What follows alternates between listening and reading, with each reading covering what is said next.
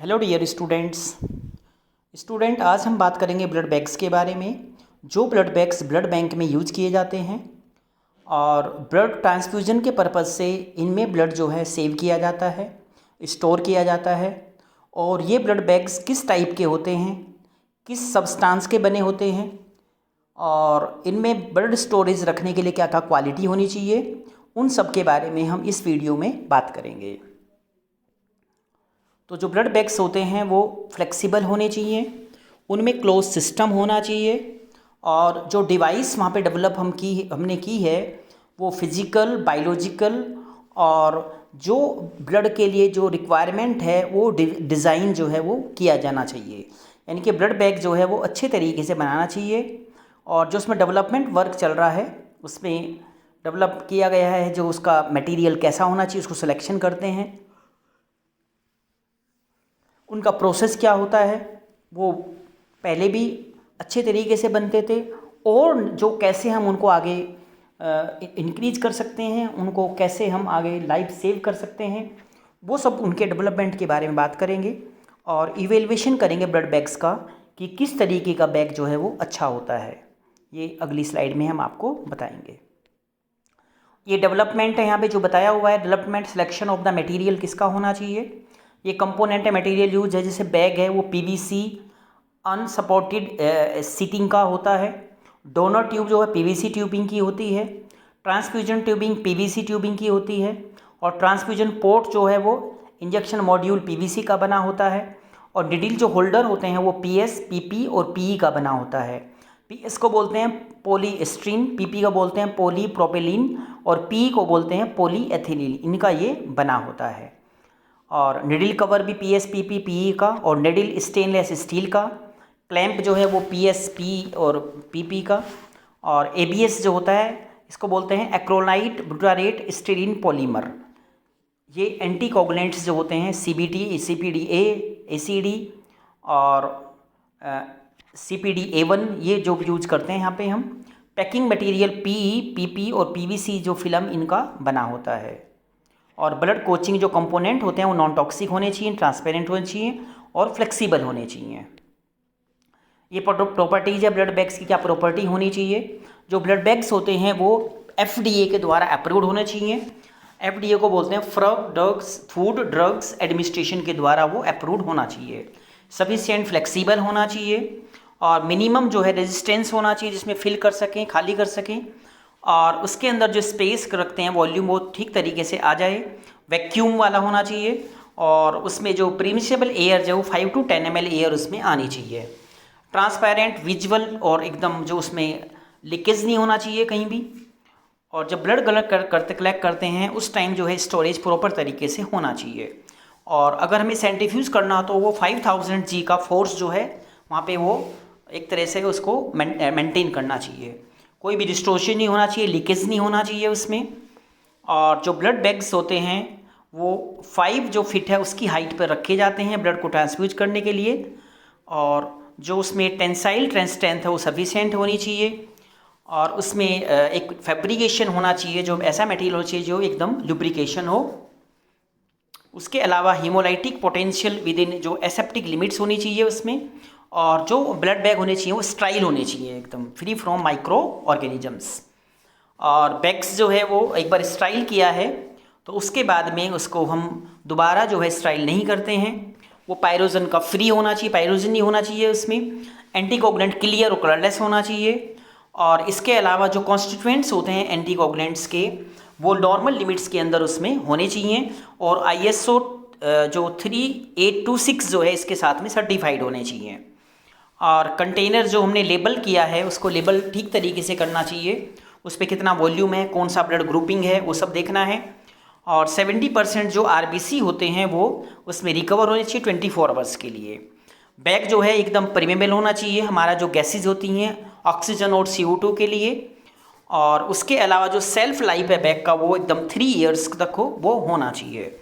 और कोई भी इसमें जो प्री डोनेशन सैम्पलिंग पाउच होते हैं उसमें कभी भी जो है वहाँ पे बैक्टीरियल कॉन्टामिनेशन का रिस्क बिल्कुल भी नहीं होना चाहिए। और जो हमारे बैग्स होते हैं वो एकदम स्टरलाइज होने चाहिए ताकि कोई भी कॉन्टामिनेशन वहाँ पे ना हो जाए। ये यहाँ पे ट्यूबिंग है, इसका जो हमारा tubing transport flexibly, no link leakage नहीं होना चाहिए, गुड जो है वहाँ पे ब्लड का फ्लो होना चाहिए, वाल्व होना चाहिए अगर वहाँ पे उसमें पॉसिबल है तो। निडिल जो है वो शार्प पेनलेस वेनीपंचर होनी चाहिए और वो स्टेनलेस स्टील की बनी होनी चाहिए, और साइज जो है वो बस 16G उसका जो गेज जो है वो साइज होना चाहिए। निडिल जो पेनिट्रेशन फोर्स होता है वो लेस देन 20, जो यहाँ पे GM फोर्स होता है वो पेनलेस होता है, उसमें पेन नहीं होता, अच्छा पेनिट्रेट करता है। अगर निड जो है उसका पेनिट्रेशन पावर जो है मोर देन 20 GM होता है तो वो पेनफुल करता है, वो वेन में पेन करता है। निडिल का बीवल स्मूथ होना चाहिए ताकि वो अच्छे तरीके से जो है वहाँ पे हम उसको यूज कर सकें, और जो निडिल है वो फर्मली अटैच होना चाहिए ट्यूबिंग के साथ में। उसके साथ प्लास्टिक साइजर, मतलब ये किस प्लास्टिक का बना होना चाहिए। प्लास्टिक साइजर जो है PVC होती है, वो फ्लेक्सिबल होती है। DEHP कॉमनली हम इसमें यूज़ करते हैं, जो यहाँ पे होती है डुअल एनकोडेड हाइड्रोजन जो पॉलीथीन पाइपलाइन होती है उसको यहाँ पे यूज़ किया जाता है, इसको बोलते हैं PEHP, जो प्लास्टिक का एक टाइप होता है। प्लास्टिलाइजर जो है वो माइग्रेट करना चाहिए इनटू बायोलॉजिकल मीडियम के द्वारा, और इसमें जो न्यू टेक्नोलॉजी है वो प्रेजेंट होनी चाहिए, वो उसके द्वारा वो बना होना चाहिए, और फुल्ली रिस्ट्रिक्ट होना चाहिए वो, उसमें कोई भी जो है वहाँ पे पॉसिबिलिटी नहीं होनी चाहिए इन्फेक्शन की। और उसके अंदर जो हमारा अमाउंट है जहाँ पे DEHP का, वो वहाँ पे टेम्परेचर को मेंटेन करना चाहिए, और लिपिड कंटेंट होना चाहिए, और ड्यूरेशन ऑफ कांटेक्ट होना चाहिए। ये सारी क्वालिटी जो है DEHP में होती है। और ये जो हमारा DEHP ये बेनिफिशियल होता है RBC की मेम्ब्रेन के लिए, और इसके अलावा जो अदर हमारे कंपोनेंट हैं वो भी अच्छे तरीके से इसमें स्टोर हो जाते हैं। और DEHP जो है इसकी जो रेंज होती है वो एडवर्स इफेक्ट भी होते हैं इसके, थोड़े बहुत होते हैं, ज़्यादा नहीं होते हैं। और जो इसमें यहाँ पे प्रिकॉशंस होता है वो हमें लेना चाहिए, जितने प्रिकॉशंस यहाँ पे लिखे हैं उनको हमें फॉलो करना चाहिए कि क्या क्या प्रिकॉशंस हमें वहाँ पे जो हमारा बनाया जाएगा ब्लड बैग किस प्लास्टिक का बना होता है वो सारे यहाँ पे उसको फॉलो करना चाहिए। ये फैक्टर्स हैं जो इन्फ्लुएंसिंग करते हैं हमारे जो हमारा डिग्री रिस्क होता है, उसमें फैक्टर्स होते हैं, जैसे पेशेंट्स की सेंसिटिविटी जो होती है, क्या पता हो जो HP है उसके साथ सेंसिटिविटी वहाँ पे इसकी ना करे, मेल फीटस, मेल नियोनेट्स, या पेरिफेरल हमारा जो मेल है, या जिसका डोज है वो कितना रिसीव किया है वहाँ पे, टाइप ऑफ प्रोसीजर क्या है, फ्रीक्वेंसी क्या है, ड्यूरेशन क्या है उसका प्रोसीजर का, वो सारे के सारे यहाँ पर जो फैक्टर्स होते हैं वो इन्फ्लुएंस करते हैं यहाँ पे। इसके अलावा जो हमारा डिवाइस होती है उसमें PVC जो है उसमें कितना है वो उसके ऊपर डिपेंड करता है, जैसे इंट्रावेनस ट्यूबिंग, यूम्बिलिकल आर्टरी जो उसमें कैथेटर्स होते हैं, ब्लड बैग्स, इन्फ्यूजन ट्यूबिंग, और इसके अलावा जो है इसमें नेजोगैस्ट्रिक ट्यूब्स, ये सारा का सारा सामान जो है वो किस किस का बना होता है वो उसमें आगे यहाँ पे दिखाया हुआ है। Tubing using cardiopulmonary bypass procedures, और tubing use to the haemodialysis. ये सारे के सारे जो प्रोसीजर्स होते हैं वो हाई रिस्क वाले होते हैं। इसमें जो ट्रांसफ्यूजन होता है नियोनेट्स में जब एक्सचेंज करते हैं, या उसको हम टोटल जो वहाँ पे प्री नेटल जो उसको न्यूट्रिशन देते हैं, इसको TPN बोलते हैं नियोनेट्स को, वो एक जो लिपिड्स होते हैं वो देते हैं PVC पाइप में। और मल्टीपल प्रोसीजर जो हम करते हैं नियोनेट्स में, जो हाई कम्युनिटी प्रोसीजर्स होते हैं, हीमोडायलिसिस होते हैं, हीमोडायलिसिस प्रेग्नेंट में, और जो हमारी इंटरनल न्यूट्रिशंस न्यूनेट्स में देते हैं या एडल्ट में देना है, मैसिव इन्फ्यूजन बार बार किसी को हमें जो ब्लड देना है ट्रॉमा पेशेंट वगैरह को, coronary artery bypass craft surgery के दौरान जो है, तो वहाँ पे सारे के सारे जो वहाँ पे प्रोसीजर्स होते हैं वो पॉइजनिंग हाई रिस्क होते हैं, उनमें एक तरह से पॉइजनिंग बनने के चांस ज़्यादा होते हैं। ये रिकमेंडेशंस किया हुआ है यहाँ पे, do not avoid life saving procedures, कभी भी हमें जो लाइफ सेविंग प्रोसीजर्स होते हैं उनमें कभी भी हमें किसी भी जो हेल्थ रिगार्डिंग है उसमें रिस्क नहीं लेना है, और ना हमें DEHP का वहाँ पे एक्सपोजर देना है। इसमें सब्स्टिट्यूट जो है PCV डिवाइस का जो है वो हमें करना है, जबकि हमें DEHP का वहाँ पे बिल्कुल भी यूज़ नहीं करना है। और जो डिवाइस मेड होते हैं वहाँ पे जैसे एथिलीन वाइल एसीटेट EVA बोलते हैं इसको हम, और जैसे सिलिकॉन है, पॉलीइथाइलिन है, और पॉलीयूरेथीन है, ये सब जो हैं यहाँ पर यूज़ किए जाते हैं। जो DEHP का इसका जो एक्सपोज़र होता है वो यहाँ पे मिनिमम किया जाता है। और इसके अलावा जो है हमें जो हमारी एडवर्स जो इवेंट्स होते हैं उनको FDA को हम रिपोर्ट करते हैं और उनको बताते हैं कि इसके क्या क्या यहाँ पे एडवांटेज हैं और क्या क्या इसके डिसएडवांटेज है। इसके लिए एक 1990 में एक्ट बना था जिसको हम SMDA एक्ट बोलते हैं, सेफ मेडिकल डिवाइस एक्ट के नाम से ये जाना जाता है। ये हमारे जो हैं स्टोरेज लीजन्स हैं, फिजिकल भी हो सकता है, केमिकल भी हो सकता है। फिजिकल चेंज में जो है मॉर्फोलॉजिकल चेंज आता है साइटोस्केलेटन में, सरफेस मेम्ब्रेन में, और हमारी जो एंटीजन है उसकी इंटीग्रिटी में। आरबीसीज का शेप में वो बाइकनकेव डिस्क के होते हैं, लेकिन वो स्पेरिकल में आ जाते हैं, अपने लिपिड वहाँ पे उनका लिपिड जो है लॉस हो जाता है, उसके कारण विस्कोसिटी इंक्रीज हो जाती है, माइक्रो एग्रीगेट्स हो जाते हैं, और जो डिफॉर्मेटिटी वो डिक्रीज हो जाती है, और ऑस्मोटिक जो फ्रेजिलिटी है वो इंक्रीज हो जाती है। यहाँ पे कुछ केमिकल चेंजेस आते हैं, जैसे जो pH होता है वो इसका जो CpDA1 का जो pH है वो 5.6 होता है, और अगर मिक्स करेंगे ब्लड को उसके साथ में तो 7.1 चला जाता है। स्टोरेज करेगा, pH को डिक्रीज हो, एसिडिटी वहाँ पे इंक्रीज हो जाएगी। नॉर्मल जो कंसंट्रेशन होता है पोटेशियम का 3.5 से 5 मिली इक्विवेलेंट पर लीटर होता है प्लाज्मा का, लेकिन यहाँ पे वो 100 मिली इक्विवेलेंट तक जो है आरबीसी में हो जाएगा। स्टोरेज करने में जो हमारा पोटेशियम है वो इंक्रीज हो जाएगा और आरबीसी का पोटेशियम डिक्रीज हो जाएगा। प्लाज्मा का सोडियम डिक्रीज हो जाएगा और आरबीसी का जो है सोडियम वो इंक्रीज हो जाएगा। जो स्टोर्ड ब्लड होता है ब्लड बैंक में टोटली वो आयरन से, कैल्शियम से फ्री होता है, और जो हमारा HB लेवल है वो प्लाज्मा का वो इंक्रीज हो जाता है, और आरबीसी की जो वाइबिलिटी है वो डिक्रीज हो जाती है, और 2,3-DPG जो है वो कंटेंट वो डिक्रीज हो जाता है, और ATP का लेवल जो है वो डिक्रीज हो जाता है। ये यहाँ पे इसमें एक टेबल बताई हुई है, storage lesion in typical unit CpDA1। जो CpDA जो एंटीकोगुलेंट है उसको हम यूज़ करेंगे, उसमें रेड ब्लड सेल्स जो है उसमें कितने दिन तक स्टोर कर सकते हैं। हेमाटोक्रिट जो है वो कितना होगा ये सब बता रखा, 0 डेज, 7 डेज, 14 डेज, 21 डेज और 28 डेज, 35 डेज CpDA1 में, क्योंकि CpDA1 जो है सिर्फ ब्लड को 35 डेज तक वो स्टोर कर सकता है, और टेम्परेचर जो स्टोरेज टेम्परेचर वो 4 डिग्री सेंटीग्रेड होना चाहिए। इसमें pH कितना होगा वो कैसे कैसे बदलेगा, प्लाज्मा ग्लूकोज कितना होगा वहाँ पे, प्लाज्मा HB कितना होगा, प्लाज्मा का पोटेशियम लेवल कितना होगा, धीरे धीरे वो कैसे बढ़ेगा या बढ़ेगा, प्लाज्मा सोडियम, प्लाज्मा अमोनिया और टोटल साइट्रेट, ये सारा का सारा इसमें टेबल में दिखाया हुआ है। इसको अच्छी तरीके से आप नोट कर लीजिए। Development of blood banks in India में जो ब्लड बैंक्स है उनको कैसे हमने डेवलप किया, उनका ग्रोथ कैसे हुआ, जैसे ग्रोथ ऑफ जो फंगस उसकी प्रॉब्लम्स हैं यहाँ पे, और इसमें जो भी यहाँ पे रिसर्च होती हैं उसमें नई नई चीज़ें बनाते हैं।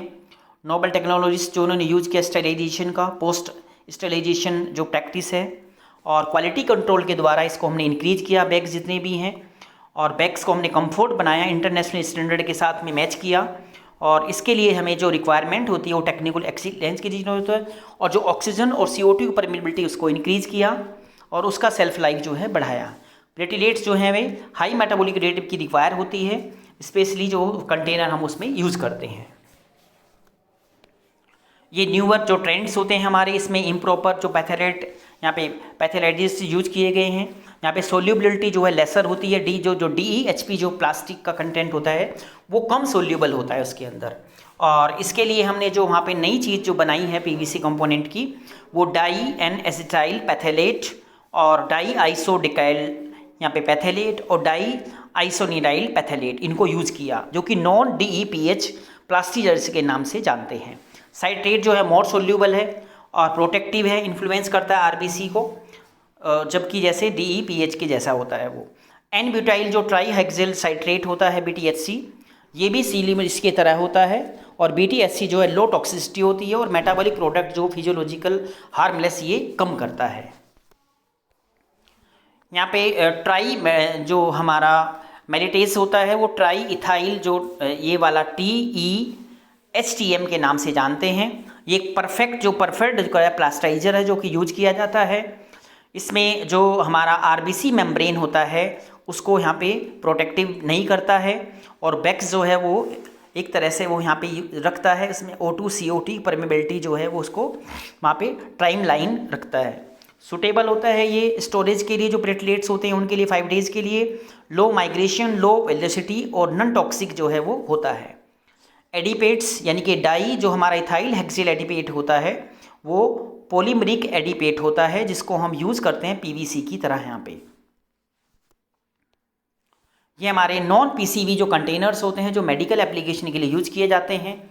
ब्लड बैग्स जो बनाए जाते हैं मॉडिफाइड पॉलीओल्फिनी के द्वारा, और जो इसमें स्टेरेज होता है प्लेटेट का वो 7 डेज तक होता है, और इनके अंदर जो कैथेटराइजेशन की जो परमेबिलिटी होती है वो ज़्यादा होती है, और इवन जो पॉलीलॉफिन जो इसमें दिया जाता है वो मटेरियल एकदम अच्छा होता है। और इसके अलावा जो पीएल होता है 732 वो यहाँ पे पाया नहीं जाता है, और होल ब्लड के लिए ये जो है यहाँ पे ठीक होता है। इसके अलावा जो यहाँ पे बैक्स्टर हेल्थ केयर जो कॉरपोरेशन होता है यूएसए की, उसने इन ब्लड बैंक्स को मॉडिफाइड किया है, और उसके बाद ये ब्लड बैंक में सबसे ज़्यादा यूज किए जाते हैं। और इसके अलावा जो इनकी जो क्वालिटी होती है, जो ये जो इसमें बताया हुआ है नीचे पॉइंट्स, इसमें गुड हीट स्टेबिलिटी होती है इनकी, और टीयर और जो प्रिटेटिव रेजिस्टेंस होते हैं, सॉफ्ट होते हैं, फ्लेक्सिबल होते हैं, और इसमें जो है एम्बोसेबिलिटी होती है। सैनिटाइज़र जो है वो भी स्टरलाइजेशन भी कर सकते हैं स्टीम के द्वारा ये। और जितने भी इसमें जो भी यूएसए ने यहाँ पे इनको बनाया है, और एक तरह से ये जो सब ब्लड बैंक में सबसे ज़्यादा आजकल ये यूज किए जाते हैं। यहाँ पे इनका जो फ्यूचर ऑफ ब्लड बैग्स जो बताया बेस्ड ऑन द प्लास्टिसाइज्ड पीवीसी, यानी कि जो फ्यूचर है ब्लड बैग्स का वो एक तरह से जो हमारे प्लास्टिसाइड्स जो पीसीबी हैं इनके ऊपर ये डिपेंड करता है। और ये जो कॉमर्शियली अवेलेबल होते हैं मार्केट में ये मटेरियल, इसी के द्वारा जो है आजकल हमारे जो न्यूअर ब्लड जो बैग्स बनाए जाते हैं वो इसी के द्वारा जो है बनाए जाते हैं, क्योंकि इनमें ज़्यादा क्लियरिटी होती है, फ्लेक्सिबिलिटी होती है, टफलेस होते हैं, और जो हमारे सेल्स होते हैं उनकी परमेबिलिटी को ये मेंटेन करते हैं। इसके बाद में जो सेफ्टी मेजर्स होते हैं उसके बारे में बात करेंगे हम। यहाँ पे दिखाया हुआ है कि निडल कवर है ये, इसको बोलते हैं निडल इंजरी प्रोटेक्टर, यानी कि ये प्रोवाइड्स करता है इमीडिएटली जो हम वहाँ पे जो हमारी निडल है उसको शील्डिंग प्रोवाइड करता है जब हम उसको वेन में से लेते हैं, और ये जितने रिस्क होते हैं जो इंजरी होने के उनको ये बचाता है। जो वहाँ पर फ्लेबोटोमी है कलेक्शन के दौरान अगर उसको एक्सीडेंट होना है तो उनसे रोकता है, और जो हमारी ब्लड सेफ्टी होती है जो ब्लड बैंक में हम काम करते हैं उस सेफ्टी को ये बहुत ज़्यादा इंक्रीज़ करता है। यहाँ पर ये एक तरह से जो प्री डोनेशन बैग्स होते हैं PDB बोलते हैं इसको हम, ये हमारा बैग्स है यहाँ पे, और इसको जो डाइवर्ट करते हैं 230 ml जो इनिशियल ब्लड होता है इसके अंदर में, और इसका जो डाइवर्जन होता है कलेक्शन का फर्स्ट वाले के साथ में इसको हम वहाँ पे मैच करते हैं, और इसमें जो बैक्टीरियल सेप्सिस होने के चांस जो हैं वो कम होते हैं। ये हमारा जो है यहाँ पे डबल ब्लड बैग है, यहाँ पे ये 2 बैग हैं, इनको डबल ब्लड बैग के नाम से जानते हैं, और इसमें जो होल ब्लड है उसका कलेक्शन करते हैं। और यहाँ पे 2 डिफरेंट जो हैं यहाँ पे ब्लड कंपोनेंट्स होते हैं, जैसे रेड ब्लड सेल्स और प्लाज्मा, 2 कंटेंट यहाँ पर अवेलेबल होते हैं, जो कि हम वहाँ पे सेंट्रीफ्यूगेशन के द्वारा उसको एक्सट्रैक्शन करते हैं, अलग अलग करते हैं। ये हमारा जो है ट्राई ट्रेप ब्लड बैग यानी कि ट्रिपल ब्लड बैग है। ट्रिपल ब्लड बैग जो है हम सेगम जो हमारा एडिटिव्स होते हैं वहाँ पे यूज़ करते हैं होल ब्लड कलेक्शन के लिए। इसमें 3 डिफरेंट जो ब्लड हमारे कंपोनेंट्स होते हैं, RBC, प्लाज्मा और प्लेटलेट्स, ये 3 बैग हैं जो यहाँ पे दिखाया हुआ है। इसमें जो हमारा प्राइमरी बैग है उसमें CPD है, और इसमें एक स्टेलाइट जो है वो बैग है, इसमें जो है सेगम नाम का एडिटिव वहाँ पर प्रेजेंट है। इसके बाद क्वाड्रेबल ब्लड बैग के बारे में बताएंगे कि ये जो है इनमें सेगम होता है जो होल ब्लड कलेक्शन के लिए यूज़ किया जाता है। इसमें 3 डिफरेंट ब्लड जो है कंपोनेंट तो रेड ब्लड सेल्स, प्लाज्मा और प्लेटलेट्स होते हैं, और इसमें बफी कोट जो है इस मेथड के द्वारा ये किया जाता है। प्राइमरी बैग में CPD होता है, 3 सैटेलाइट बैग होते हैं, और सैटेलाइट बैग में 100 ml कैपेसिटी के लिए हमें प्लेटलेट होता है जो बफी कोट में प्रेजेंट होता है, और ये 5 डेज़ के लिए जो हमारा स्टोरेज करता है प्लेटलेट्स को। ये यहाँ पे दिखाया है कि ये CPD है, इसमें हमारे जो है क्वाड्रेबल हैं, 4 ये ब्लड बैग यहाँ पे दिखाए हैं।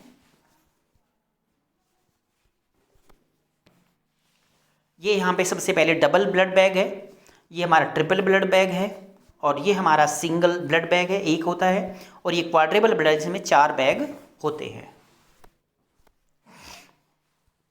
उसके बाद में कोड ब्लड कलेक्शन बैग होते हैं, यूम्बिलिकल बोलते हैं जिसको हम, ये वाला, ये हमारा CPD है इसके अंदर में, और इस ब्लड बैग में जो है 150 ml कैपेसिटी होती है, और 20 ml CPD सॉल्यूशन इसके अंदर प्रेजेंट होता है। और इसके अंदर जो हम सेकंड लेयर पैकिंग होती है एल्यूमिनियम फॉयल के द्वारा बनाते हैं, ताकि इसके अंदर में जो हमारा कोड ब्लड है वो वहाँ पे कलेक्शन कर सकें। इसके बाद जो है ब्लड ट्रांसफ़र बैग होता है जिसमें हम ब्लड को ट्रांसफ़र करते हैं। इसका जो ब्लड यूज होता है वो पूलिंग ब्लड बैंक के लिए होता है, जो बहुत सारे कंपोनेंट वहाँ पर अलग अलग करते हैं। ये वो उसका डायग्राम यहाँ पे दिखाया हुआ है। इसके बाद जो हमारा टॉप और बॉटम ब्लड बैग होते हैं उनके बारे में बताया है। टॉप और बॉटम जो क्वाड्रेबल हमारे ब्लड बैग्स होते हैं वो होल ब्लड उसमें कलेक्शन करते हैं। उसके बाद हम 3 डिफरेंट जो हमारे कंपोनेंट्स होते हैं उनको सेपरेशन करते हैं, जैसे आरबीसी और प्लाज्मा और प्लेटलेट्स। प्राइमरी बैग में सीपीडी सॉल्यूशन पाया जाता है जो सैटेलाइट्स के थ्रू आता है उसमें, और सेगम सॉल्यूशन जो है वो रेड ब्लड सेल्स को प्रिजर्व करता है। प्लेटलेट हम प्रिपेयर करते हैं बफी कोट मेथड के द्वारा, और उसमें जो ट्रांसफ़र बैग है वो 5 डेज़ के लिए जो है वहाँ पे प्लेटलेट हम स्टोर करते हैं। यहाँ पे टॉप बॉटम जो ब्लड बैग है वो दिखाया हुआ है इसमें डायग्रामेटिक, कैसे कैसे यहाँ पे हम ये सेपरेशन करते हैं सेल्स का। जो टॉप हमारा ब्लड होता है वो ल्यूकोसाइड्स फिल्टर उसमें हम करते हैं। टॉप जो ब्लड बैग हमारा पेंटा ब्लड बैग्स होता है उसमें ल्यूकोसाइड फिल्टर करते हैं होल ब्लड से हम। और उसके बाद जब हम सेपरेशन करेंगे 3 डिफरेंट ब्लड प्रोडक्ट्स, यानी कि ल्यूकोडेप्टिट्स और उसमें ब्लड सेल्स, प्लाज्मा और प्लेटलेट्स। प्राइमरी जो बैग है उसमें सीपीडी सॉल्यूशन होता है। सैटेलाइट बैग के थ्रू ल्यूकोसाइड फिल्टर होते हैं जो कि सेगम सॉल्यूशन जो है उसमें रेड सेल्स जो है प्रिजर्व हो जाते हैं। प्लेटलेट जो प्रिपेयर किए जाते हैं बफी कोट मेथड के द्वारा किए जाते हैं, और उसके बाद में वो ट्रांसफ़र किए जाते हैं दूसरे बैग में, जो कि वो 5 डेज़ के लिए वहाँ पे उसको हम स्टोर कर सकते हैं। ये यहाँ पे डायग्रामेटिक दिखाया हुआ है कि ये जो बैग है इसमें से कैसे यहाँ पे हम ट्रांसफ़र किए जाते हैं हमारे सेल्स। इसके बाद प्रिकॉशन टू बी टेकन, क्या क्या हमें प्रिकॉशन लेना है। यहाँ पे ये प्रिकॉशन हमें लेना है ब्लड को यहाँ पे बैंक में हम जब हम काम करेंगे, स्टेरिलिटी को हमें मेंटेन करना है, हमें अपने आप को इन्फेक्शन से बचाना है। ब्लड बैग जो सैंपल्स होते हैं उनको करेक्टली लेबल करना है, और जो उस पर एक्सपायरी डेट है उसका लिखा होना चाहिए कि कौन सा एक्सपायरी है, क्या ब्लड ग्रुप है, डोनर का नाम, ये सारी जितनी भी यहाँ पर चीज़ें हैं वो सारे के सारे वहाँ मेंटेन होनी चाहिए।